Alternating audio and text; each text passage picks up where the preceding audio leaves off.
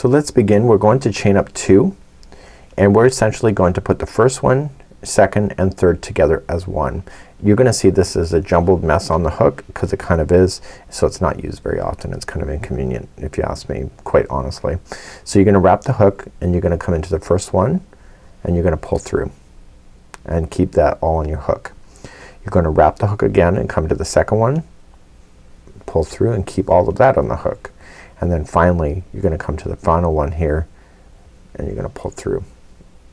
So essentially you have 1, 2, 3, 4, 5, 6, 7 loops. If you want, you gotta be a little bit loose with this or you'll never get that hook through. And you're gonna yarn over and pull through everything that you have. So let's do the next 3 together.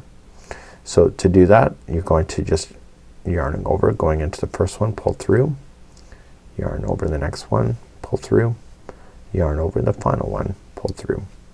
And again you have your 7 on the hook. Yarning over, pulling through all of those loops, and that would complete a half double crochet 3 together. Not used very often, it's a little inconvenient, but this is a stitch that does exist.